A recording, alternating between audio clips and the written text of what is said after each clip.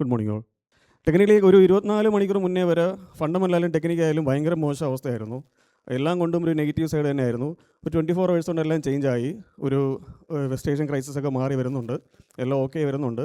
അതിലൊരു ഏറ്റവും സന്തോഷം, ക്രൂഡ് ഒരുപാട് ഇറങ്ങുന്നുണ്ട്, ഡോളർ റുപ്പി അപ്രിഷ്യേറ്റ് ചെയ്യുന്നുണ്ട്, ദെൻ എഫേഴ്സിൻ്റെ സെല്ലിങ് കുറയുന്നുണ്ട്.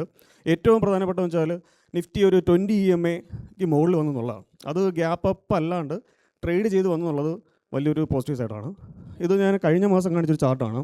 ആ സമയത്തും 2-3 പ്രാവശ്യം തട്ടി അത് ബ്രേക്ക് ചെയ്യാൻ സാധിച്ചില്ല.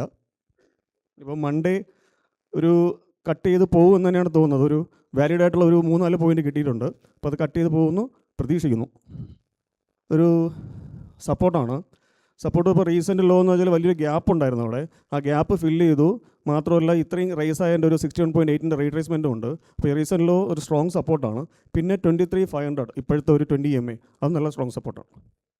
ഇനി കയറുകയാണെങ്കിൽ ഇമ്മീഡിയറ്റ് ഉള്ള റെസിസ്റ്റൻസ് ആണ് 23,680, 23,750, 730. അതൊരു ഗ്യാപ്പ് അപ്പ് അല്ലാണ്ട് ട്രേഡ് ചെയ്ത് കട്ട് ചെയ്ത് കയറണമെന്നുള്ളതാണ് ഒരു ആഗ്രഹം. കാരണം ഗ്യാപ്പ് അപ്പ് ആയാൽ പിന്നെ അത് വീണ്ടും ഒരു കൺഫ്യൂഷൻ ഉണ്ടാകും. ട്രേഡ് ചെയ്ത് കയറിയാൽ കുറച്ചുകൂടെ നന്നായിരിക്കും ആ ഒരു ബ്രേക്ക് ചെയ്താൽ. പിന്നെ അത് കഴിഞ്ഞാൽ തൊട്ടടുത്തൊരു ഹൈ ഉണ്ട് 24,100. അത് കഴിഞ്ഞാൽ പിന്നെ അടുത്തൊരു കൺസോളേഷൻ റെസിസ്റ്റൻസ് ആണ് 24,600. ഇത് നമ്മുടെ RSI ഡൈവേഴ്സ് ആണ്. അതായത് റിലേറ്റീവ് സ്ട്രെങ്ത് ഇൻഡെക്സ് ആണ്. ഓവർ സോൾഡ് ആയിരുന്നു മാർക്കറ്റ്. നമ്മൾ നേരത്തെ പറഞ്ഞിട്ടുണ്ടായിരുന്നു.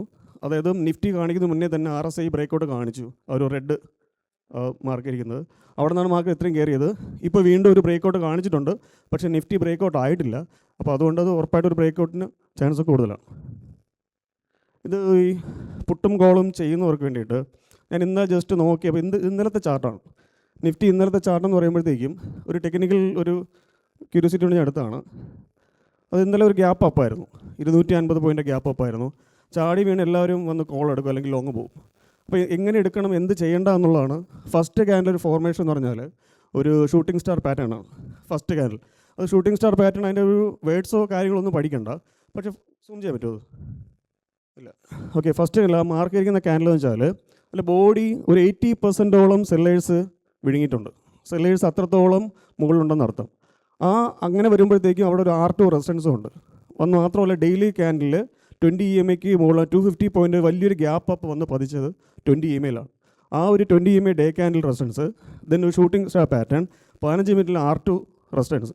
ഇതെല്ലാം കൊണ്ടും രാവിലെ ബൈ പോകരുത്. അത് ഇന്നലത്തെ ഒരു ക്യാൻഡിൽ എനിക്ക് തോന്നിയതാണ്. അപ്പോൾ ഇത്രയും 2-3 ഒരു പോസിബിളായിട്ടുള്ള കാര്യങ്ങൾ വെച്ച് ട്രേഡ് എടുക്കാവും. ആ വരുമ്പോൾ ആരും അവിടെ ബൈ പോകത്തില്ല. അത് കഴിഞ്ഞ് അവിടെ നിന്ന് ഇറങ്ങി 140 പോയിൻ്റ് ഇറങ്ങി. 140 പോയിൻ്റ് ഇറങ്ങിയിട്ട് തൊട്ട് തലേ ദിവസത്തെ ഒരു ഹൈ, ആ ഹൈ ഒരു ചെറിയ ഗ്യാപ്പുണ്ട്. ആ ഗ്യാപ്പ് കറക്റ്റായിട്ട് റെസ്പെക്റ്റ് ചെയ്തു.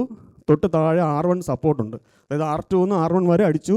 ആ ഗ്യാപ്പും R1 സപ്പോർട്ടും എടുത്തിട്ട് തിരിച്ചൊരു ഡോജ് ഫോം ക്രിയേറ്റ് ചെയ്തു. അവിടെ നിന്ന് റിവേഴ്സിൽ വന്നു.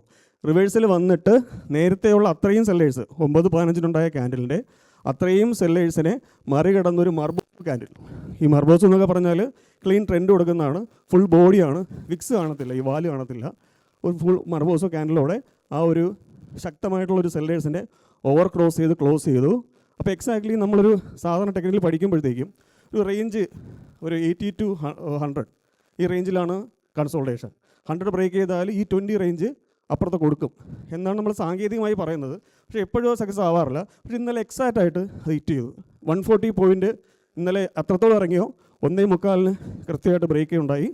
തിരിച്ച് ആ 140 പോയിൻറ്റും ഉച്ചേഷം കൊടുത്തു. ഇതൊരു ടെക്നിക്കൽ ക്യൂരിയോസിറ്റി എടുത്താണ്.